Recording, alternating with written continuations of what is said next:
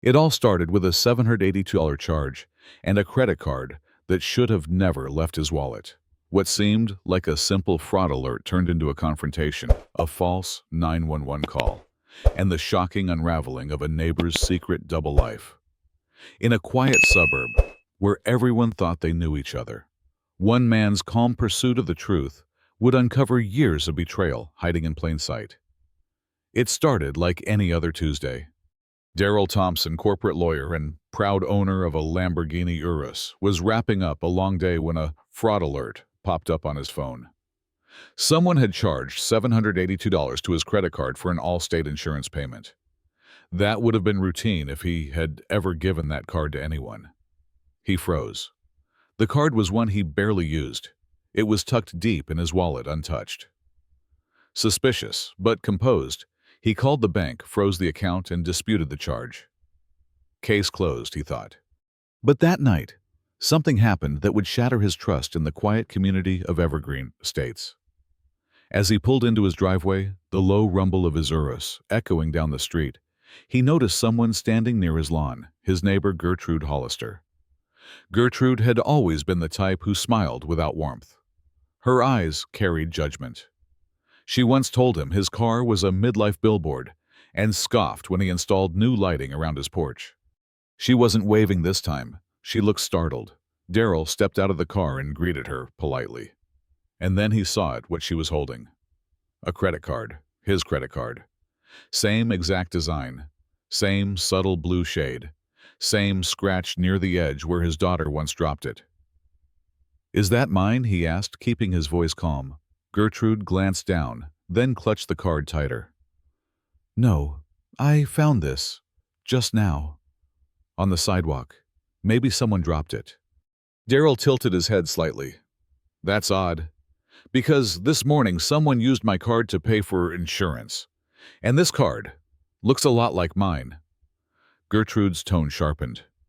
"Are you accusing me of something? I'm just asking questions," he replied. Her face flushed. She stepped back, visibly agitated. "You people think you can just come in here with your fancy cars and accuse whoever you want. I've lived here for 30 years. It escalated quickly. Voices rose. Gertrude pointed a trembling finger. Another neighbor, Dr. Raymond Jackson, stepped outside, sensing the tension. Before anyone could speak, Gertrude whipped out her phone and called 911. "There's a man threatening me," she shouted. "He's yelling at me. I'm scared." Daryl stood still, heart pounding, but not from fear, from disbelief. She was flipping the narrative. What she didn't know was that Daryl's wife, Aisha Thompson, wasn't just his partner in life. She was the captain of the city's financial crimes division, and she was on her way home. When the police arrived 10 minutes later, they weren't alone. Aisha arrived too, badge on her hip, confidence in every step. She walked straight up to Gertrude. "I understand you found a credit card." Gertrude looked confused.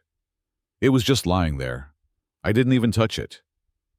Officer Chen stepped forward. "Ma'am, you were seen holding it when the complainant arrived." I didn't mean anything by it. I didn't use it." Aisha opened her phone. "This card was used today at 10:43 a.m. at Allstate. The representative provided surveillance footage when I requested it." "You're on it." The air went dead still. Gertrude stammered. "This is a misunderstanding. I was just trying to help." "You also claimed my husband threatened you," Aisha added. "But his home has a doorbell camera with full audio." Gertrude's jaw dropped. That night, Gertrude wasn't arrested, but she was questioned thoroughly. Officers took the card. And the next day, everything unraveled. Turns out that $782 was just the start. After word spread of the incident, neighbors came forward. Mrs. Lynn from down the street said her packages had gone missing for weeks. Mr. Conrad had strange charges on his account last year, but never reported it. Even Raymond admitted he had lost his mailbox key 3 months ago and dismissed it as old age. A pattern emerged. Gertrude had been living a double life. Friendly on the surface, helpful. But beneath it all, she was systematically taking advantage of her community, one neighbor at a time. The police investigation uncovered a stash in her attic, opened mail. Uncashed checks, ID copies, even a burner phone. She had been running small-scale identity theft for over 5 years, targeting those who trusted her. People who never locked their gates. People like Daryl. The community was shaken, not just by what she did, but by how well she had hidden it. Gertrude tried one last defense. She claimed racial profiling, that she was only being scrutinized because Daryl was black and successful. But the evidence was irrefutable, and no one bought the story. She was charged with multiple counts of fraud identity theft and providing a false police report. The aftermath was messy. Her daughter Patricia arrived a week later, deeply embarrassed and heartbroken. She apologized to the community in tears and promised restitution.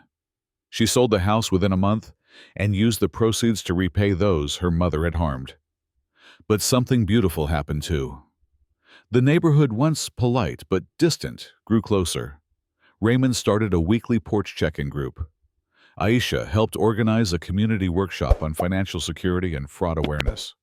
Daryl, once the man some saw as flashy or aloof, was now the one people trusted the most. And through it all, Daryl never raised his voice, never retaliated. He let the facts speak. He let justice work. And in doing so, he reminded everyone that strength doesn't always roar. It often speaks calmly, with clarity and truth. Late one evening, as he stood by his car polishing the hood, Raymond walked by and said, "I thought I knew this neighborhood. Turns out I didn't know a thing until that night." Daryl smiled. "Neither did I." What began with a simple fraud alert ended with a community forever changed for the better. Because sometimes the biggest thieves aren't strangers. They're the ones waving to you across the fence. And sometimes it takes one moment of courage to expose years of quiet betrayal. But in the end, the truth always finds its way home.